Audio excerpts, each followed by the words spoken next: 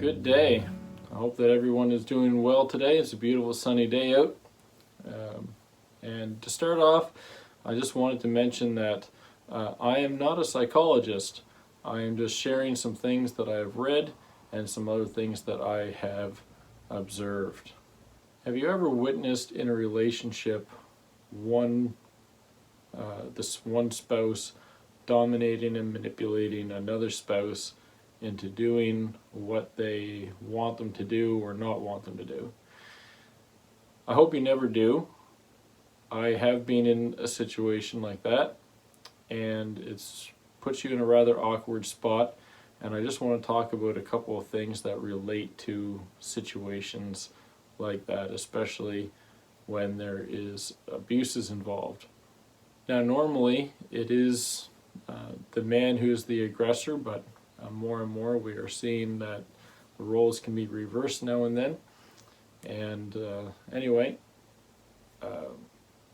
it's really unfortunate when, in my mind, that these things happen, but it's even more unfortunate when they happen in places where they're not supposed to happen. For instance, inside a Christian home where both parties claim to cherish Christian values.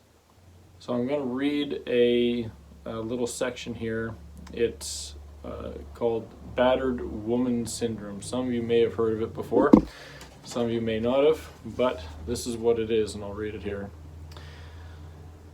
Oh, and another one is the cycle of violence and how they kind of play into each other. So BWS, Battered Woman Syndrome, is a psychological condition and describes a pattern of behavior that develops in victims of domestic violence as a result of serious long-term abuse. BWS is dangerous primarily because it can lead to what some scholars say is a learned helplessness or psychological paralysis, where the victim becomes so depressed and defeated and passive that she believes that she is incapable of leaving her abuser. And the second thing I wanted to talk about was the cycle of violence. So, cycle of violence, if you picture three little circles here, you have tension that builds, and it builds to the point where there is an abusive incident, and then after they get through that, there's a little honeymoon phase until the tension builds again and you have an abusive incident, and the cycle keeps on going and going and going, and it's quite disturbing, and it repeats itself, and the two go hand in hand because the cycle of violence leads to, or tends to, we'll say, lead to the battered woman syndrome. So let's say we have a husband and wife, and they're going through a tension building experience, whatever that may be, but there's tension building between them, and he snaps and hauls off and hits her, and we have the abusive incident. And what tends to happen is, if the man wants her to stay around after such a thing, he will tend to manipulate. So what does he do? He might be sorry for doing it, but he still did it, but he'll at least act sorry and apologize and ask for forgiveness, and he might even cry and do all these things to encourage the woman to believe that he is a changed man. And then for a little while they go into the honeymoon phase because she forgives him and they move on, and he's a little bit more attentive to her, and they seem to be happy.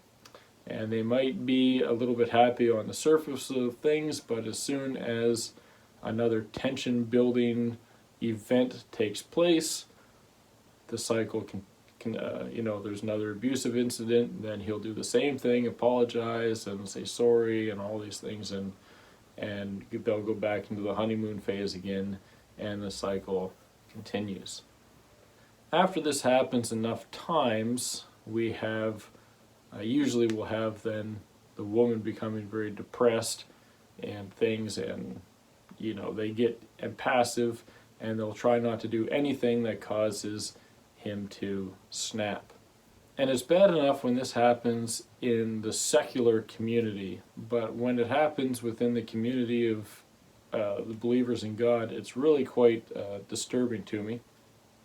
And when you throw religious beliefs into the mix of manipulation tools and tactics, it becomes especially heinous, we'll say. And anyone who has read any amount of the New Testament knows that there are a few verses that seem to suggest that a wife is to submit to her husband. However, they tend to stop reading at that particular moment, and they don't read on to what the husband's responsibility is, which is actually, I believe, more significant than this this false idea of what people believe to be submission. So, I got a true story, and I wrote it down, and I'm going to read it because that's probably the easiest way to keep things as accurate as possible.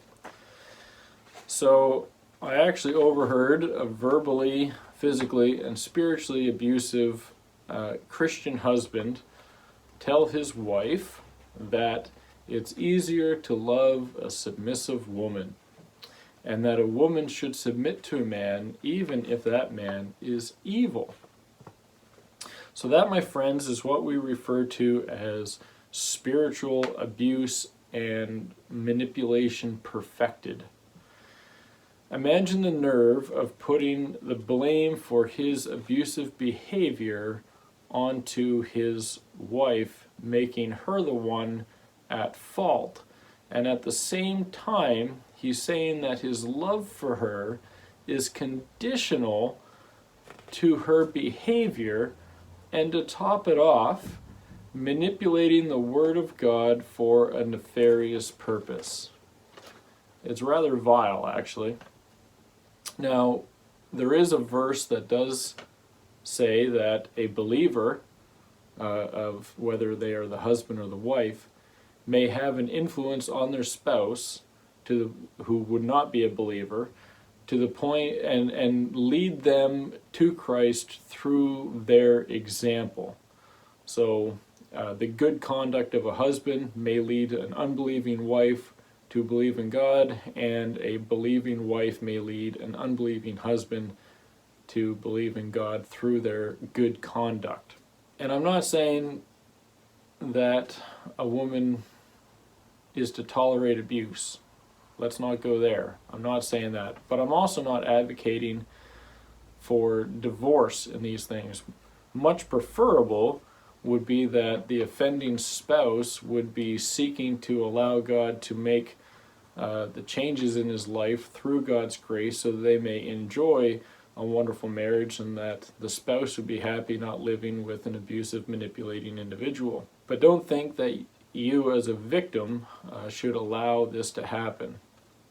Do not allow abuses to take place upon you, especially if there are children involved that are seeing you setting an example for them, tolerating that which should not be tolerated.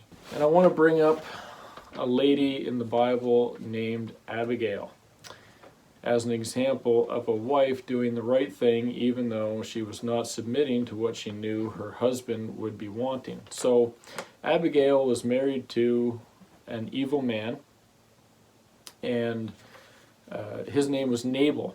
And Nabal insulted David. This was the same David that would later become King David, the famous King David who killed Goliath before he was king, but you know what I'm saying. And because Nabal insulted David in such a way, a very vile way, David was going to take vengeance into his own hands. And he said, I'm going to kill every male that is in Nabal's household. Pretty rough times back then. Not advocating that was right, and in the story it comes out that it was not the right thing for him to do. But a servant came to Abigail, Nabal's wife, and told her what happened and suggested that she needed to act quickly in order to save everybody, because they knew that David would be furious at the insult that Nabal extended to him. And did she seek Nabal's approval? Nope. Did she know what he would say? Yes, she knew what he would say. And did she go against what she knew his orders would be and knew what his servants had told her? And she knew perfectly well that he would deny the ability for her to go and do these things. But guess what? She went and did them anyway. She was not submissive to that which she knew her husband would be wanting her to do, and she saved the day and kept David from having this bloodshed on his own head. She is commended for not submitting to Nabal. And Nabal did eventually. He died I believe it was around 10 days later, he died. The point that I want to make, and I know that this is getting to be a long video, is that husbands are to love their wives and cherish them even more so than their own life. And that is what people tend to not read. And even more so, they are to love their wife as Christ loved his church and was willing to die for her. So now tell me, if Jesus loved us so much that he would die for us, do you think that he would ever be abusive towards us? No, of course not. It's crazy to think so. And do you think he would ever deny us of our free will? Very doubtful.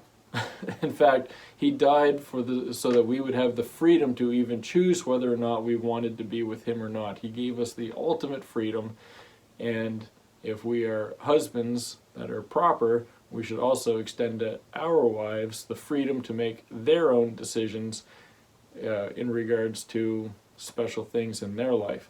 Yeah, there are times that there might be a disagreement and somebody has to make a decision. We're not talking about these times. We're talking everyday life. So I'm going to take a brief moment to speak specifically to the men here that may be watching this. Trust me when I say that if you truly love and cherish your wife in the true sense and the true biblical form and the true representation of Christ, you'll never have to use a word like submit, because your wife is going to be happy to be your life partner and to go wherever God leads you to go. It's not going to be a problem. And I just want to leave you with this, with one last quote. And this was from long ago, but I think it will fit in quite well. It says, "The Lord Jesus has not been correctly represented in his relation to the church by many husbands in their relation to their wives. For they do not keep the way of the Lord. They declare that their wives must be subject to them in everything. But it was not the design of God that the husband should have control as head of the house when he himself does not submit to Christ. He must be under the rule of Christ that he may represent the relation of Christ to the church. If he is coarse, rough, boisterous, egotistical, harsh, and overbearing, and an overbearing man, let him never utter the word that the husband is the head of the wife, and that she must submit to him in everything. For he, the husband, is not the Lord, and he, is not the husband in the true significance of the term. True significance of the term. I'm going to leave it at that, and I hope you guys have a wonderful day.